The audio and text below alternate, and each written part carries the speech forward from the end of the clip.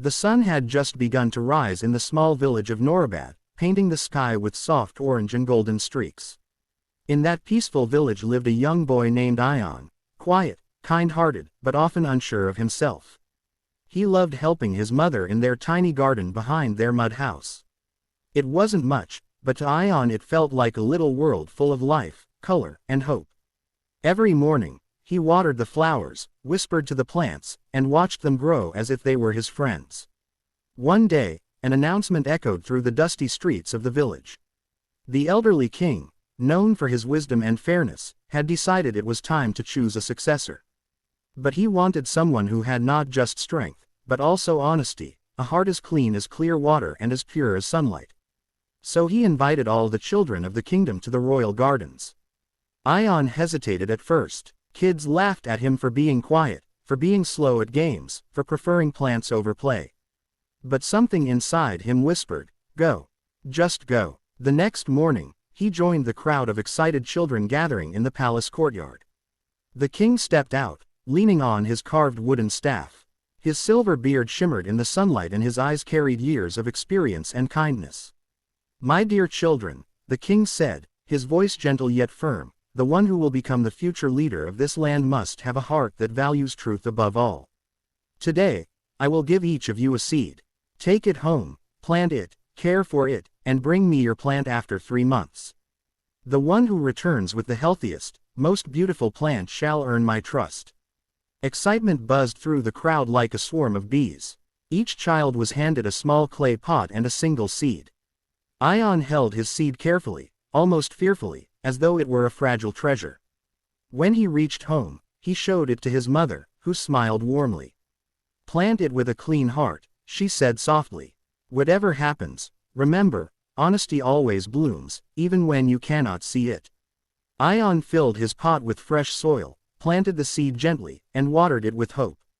Every day, he sat beside it, waiting for the tiniest sprout to break through the soil. But days passed, then weeks, and the pot remained silent and empty. Ayaan's heart grew heavier with each passing morning. Other children boasted about their growing plants, some tall, some colorful, some with leaves wider than their hands. But Ayaan had nothing. Just bare soil. He felt ashamed. He felt like a failure. More than once, he wanted to throw it away and stay home. But his mother's words echoed in his mind. Honesty blooms, even when unseen. Finally, the day arrived. The children marched toward the palace proudly carrying pots overflowing with beautiful plants. Ayaan walked slowly at the back, holding his empty pot, trying not to cry. People looked at him with pity. Some laughed openly, but he kept walking, hands trembling, heart pounding. Inside the palace hall, the king walked among the children, admiring their plants. His face remained calm, unreadable, as he examined every pot. When he reached Ayaan, he stopped.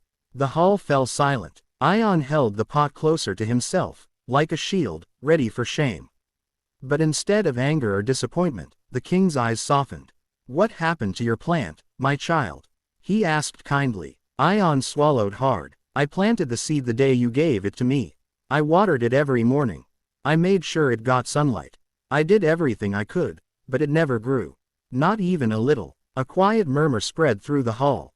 The king lifted the pot carefully, studied it, and then looked back at Ayaan with a warm smile. "My dear child," he said, turning to the crowd, "I have found the next leader of this kingdom." The hall erupted with gasps of shock. The king raised his hand to quiet the whispers. 3 months ago, I boiled all the seeds before giving them to you. A boiled seed cannot grow. No matter how well you water it, no matter how much you pray for it, it will never sprout." Children stared at their own plants in disbelief. "That means," one of them whispered. "Yes," the king said, his voice now heavier. "Most of you replaced the seed when nothing grew. You chose success over truth. But this boy," he placed his hand on Ayaan's shoulder. "This boy chose honesty over pride, truth over victory, and that is the quality of a true leader." Tears filled Ayaan's eyes. Not because he was chosen, but because his honesty, something he believed made him weak, had actually made him strong. People in the hall bowed their heads in respect. Ayaan's mother, standing quietly at the back, wiped her tears with trembling hands. Her son, the boy who had doubted himself, had just taught the entire kingdom the greatest lesson. As time passed, Ayaan grew into a wise and humble leader.